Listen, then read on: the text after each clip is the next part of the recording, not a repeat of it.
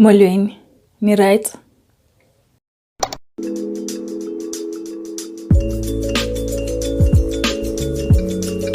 So, I thought it would only be fitting if we took a look at the first anti-apartheid film made by, for, and about Black people. When I watched this film and other political films of this era, I couldn't help but start pinpointing the similarities of life under oppression and life under liberation.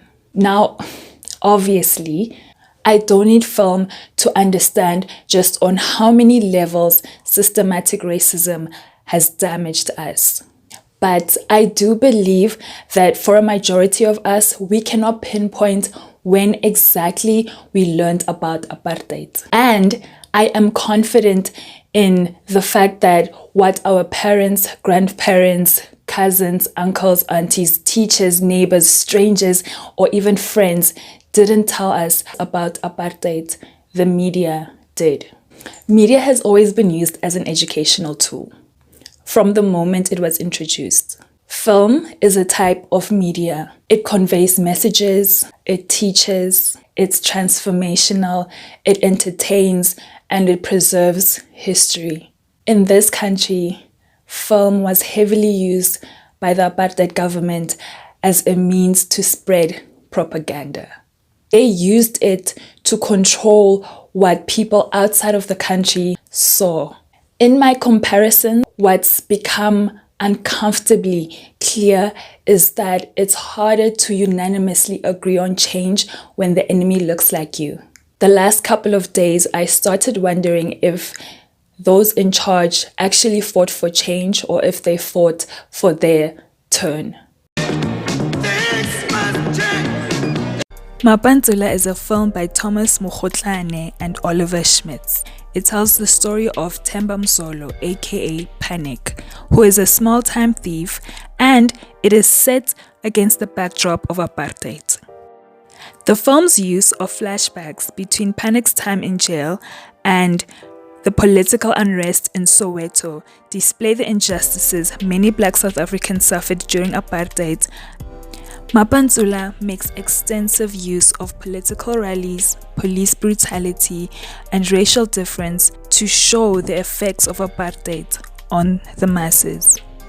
In an article on Mapantsula in African Film New York, Mapantsula was the first anti-apartheid feature film made by Black South Africans.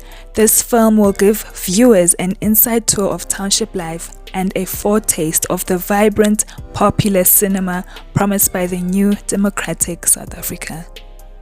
In another article titled Mapantsula, Cinema, Crime and Politics, the author ventures to say that for domestic audiences, the South African film industry has dutifully promoted apartheid in its choice of themes.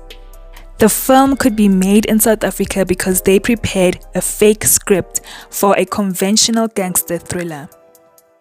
Produced on a modest budget of $1.5 million, it was financed by mostly South African businessmen looking for tax credits. One of its primary funders would later declare the film anti-South African.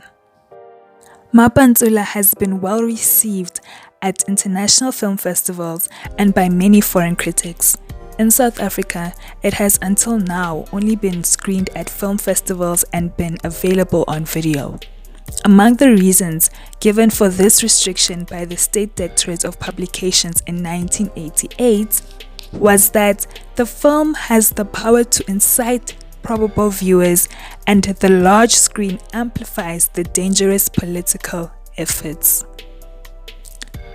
The article continues to state that the spread of crime was increasingly attributed to the bad influence of Western and thriller films, and notorious youth gangs were said to frequent mobile cinemas. A commission set up by the then government concluded that the films to be shown to African youth required very careful scrutiny, for otherwise they would fail to provide healthy entertainment. In the eyes of white authorities, films during these years had to be considered a potential danger, and on several occasions they suspended their free shows out of fear of their effects. While black policemen are an inevitable presence in anti-apartheid feature films, Mapantsula vividly portrays the role of black city councillors in maintaining this system. Listen, when I saw that scene, I was shocked, because they still do that today. These scenes not only comment on the historical function of films in South African history, they're being used to sedate and control black audiences, but they also warn spectators of the potential power of their own medium. Alright, so here are my thoughts on the movie.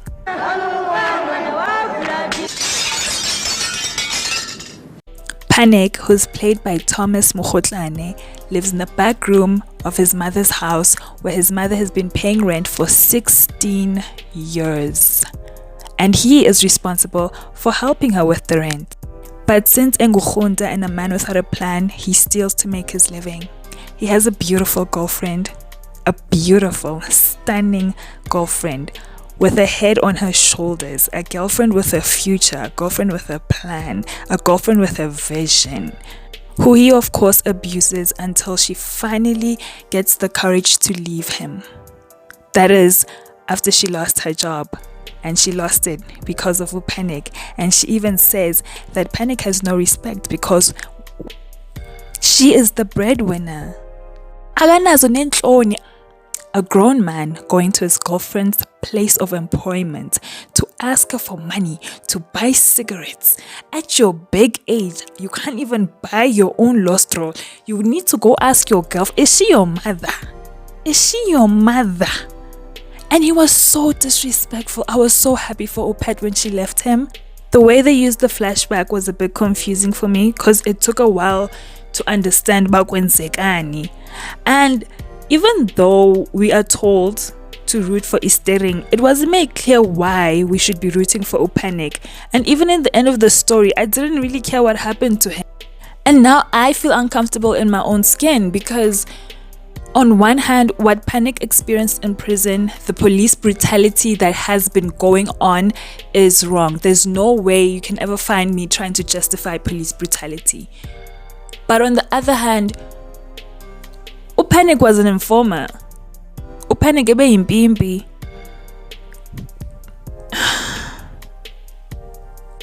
Initially, when I was trying to understand Bakwenzekani kule movie, I thought that maybe Panic is a hero and this is his fall from grace.